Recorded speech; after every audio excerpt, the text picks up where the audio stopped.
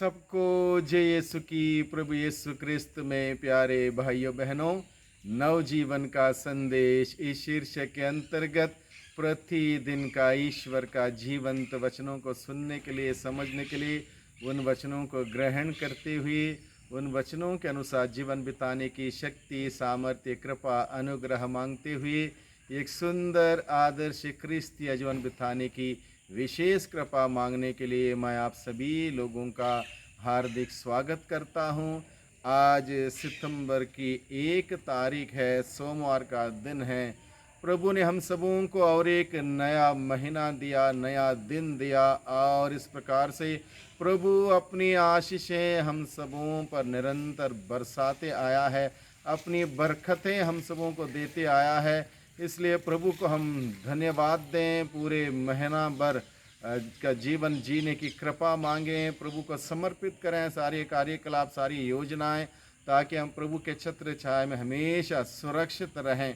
और आज के दिन में मनन चिंतन करने के लिए हम सबों को विषय दिया है संत लूकस के द्वारा रचित सुसमाचार अध्याय 4 पद संख्या 16 से 30 का प्रसंग है। इस प्रसंग में हम लोग देखते हैं प्रभु यीशु मसीह इस दुनिया में जिस उद्देश्य से, मकसद से आया है, उसका मैनिफेस्टो हम सबों के सम्मुख रखता है। प्रभु कहता है, मैं किसके लिए, किस वजह से, किस उद्देश्य से, किस मकसद से इस धरती पर आया हूँ, इस बात को नबी इसायास के पुस्तक के उस विशिष्ट अंश को पढ़ते हुए हम सभी लोगों को सुनाता है। प्रभु का आत्मा मुझ पर छाया रहता है, क्योंकि उसने मेरा अभिषेक किया है, उसने मुझे भेजा है जिससे मैं दरिद्रों को सुसमाचार सुनाऊं, बंदियों को मुक्ति का और अंधों को दृष्टिदान का संदेश दूं, दलितों को स्वतंत्र करूं और प्रभु के अनुग्रह का वर्ष घोषित करूं। यह प्रभु यीशु मसीह का मैनिफेस्टो है, और इसी मैनिफेस्टो को पूरी करने के लिए प्रभु ने कार्य किया। और आज के दिन में जब हम सबों को यह संदेश सुनाया जाता है, हम सबों को वही मिशन कार्यों को आगे बढ़ाना है, इस बात की याद दिलाया जाता है, यह जिम्मेदारी दी जाती है कि हम सभी इस कार्य को जानें, समझें, उस कार्य को आगे बढ़ाएं। प्रभु के प्रचार प्रसार के कार्य में लोगों को मुक्ति का संदेश सुनाएं, आनंद का, खुशी का संदेश सुनाएं, शांति का संदेश सुनाते प्रभु के राज्य का प्रचार प्रसार करें। इसलिए प्रभु हम सबों को बुलाता है, निमंत्रण देता है। और आज के सुसमाचार के शुरुआत में हम लोग देखते हैं प्रभु यीशु मसीह नाज़रेत आए। नाज़रेत यानी कि उसकी अपनी गृह नगरी, जहाँ उनका पालन पोषण हुआ था। नाज़रेत आए जहाँ उनका पालन पोषण हुआ था। विश्राम के दिन वह अपनी आदत के अनुसार सभागृह गए। ये आदत हम सबों को अपनाने की ज़रूरत है। प्रभु की आदत, क्या आदत? सभागृह जाना। विश्राम के दिन, विश्राम का दिन यानी कि साबत के दिन, यानी कि इतवार के दिन आदत के अनुसार सभागृह जाना, मंदिर जाना, प्रभु के मंदिर जाते हुए प्रभु को धन्यवाद देना, प्रभु का वचन सुनना, ये आदत हम सबों को अपनानी है।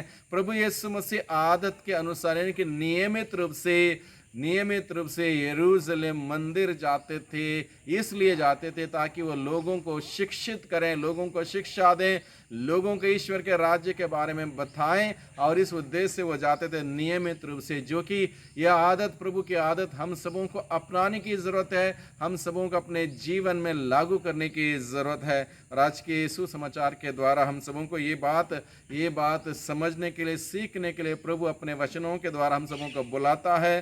प्रभु यीशु को जानने वाले लोग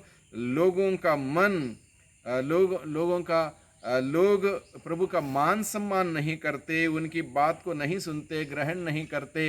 वो ये सोचते हैं ये हमारे बीच में रहा है, इसके माता पिता को हम जानते हैं, इसके भाई बहनों को हम जानते हैं, इसलिए प्रभु की बातों पर वो तवज्जो नहीं देते, गंभीरता से सुनते नहीं, ग्रहण नहीं करते, विश्वास नहीं करते, जिस वजह से बहुत सारे आशीषों से वे लोग वंचित होते हैं। यानी कि हम सबों को ये सीख मिलती है, अगर हम प्रभु के वचनों को सुनेंगे नहीं, ग्रहण नहीं करेंगे, साबत के दिन को यानी कि इतवार के दिन प्रभु के मंदिर नहीं जाएंगे, प्रभु का धन्यवाद नहीं देंगे, हम लोग भी बहुत सारे प्रभु के आशीषों से वंचित हो सकते हैं। इसलिए प्रभु हम सबों को इस उदाहरण के द्वारा हम सबों को सिखाता है, जो गलती प्रभु यीशु के गृह नगरी के नाज़रेत के लोगों ने की, वो गलती हम ना करें, बल्कि हम नियमित रूप से प्रभु के आदत के अनुसार हम सभी उस आदत को अपनाते हुए प्रभु के मंदिर जाएं, नियमित रूप से प्रभु का वचन सुने, प्रभु का वचन पढ़ें और एक सुंदर पवित्र जीवन बिताने का निरंतर प्रयास करते रहें। आगे प्रभु का वचन कहता है, जब प्रभु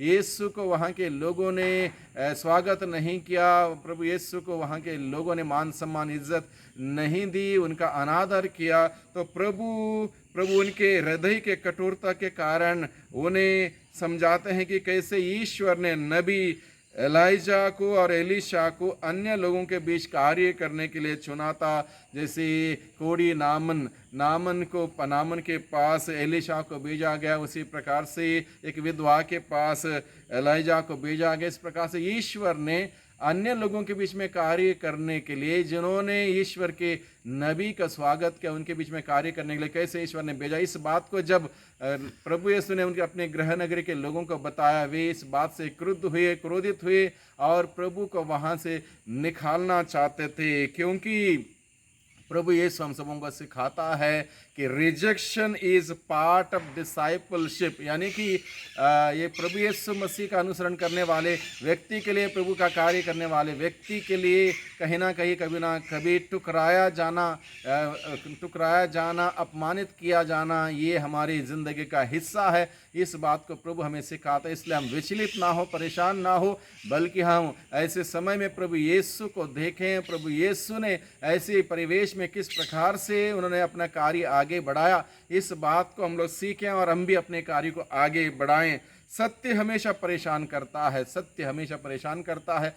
प्रभु यीशु ने उनके सामने गृह नगरी नाज़रेत में अपने लोगों के सामने सत्य को रखा, लेकिन सत्य वो स्वीकार करने के लिए तैयार नहीं थे। सत्य उन्हें परेशान करता है, इसलिए प्रभु को वो ठुकरा देते हैं। प्रभु हमें बताता है, प्रभु सबके उद्धार के लिए इस धरती पर आए, सभी मनुष्यों के उद्धार के लिए इस धरती पर आए। जो उन्हें अपनाता है उन सबों को ईश्वर की संतति बनने का अधिकार मिला है। आज के दिन में प्रभु का वचन सुनकर हम भी प्रभु के वचन के अनुसार जीवन बिताएंगे। निश्चित रूप से हम प्रभु के आशीषों से, बरकतों से सुशोभित होंगे, हम भर जाएंगे और प्रभु हम सबों का उद्धार करेगा, हम सबों को अपने विशिष्ट आशीषों से, बरकतों से भर देगा। वही प्रभु हम सबों को आशीष और बरकतों से भर दें। सबको धन्यवाद, सबको जय यीशु की।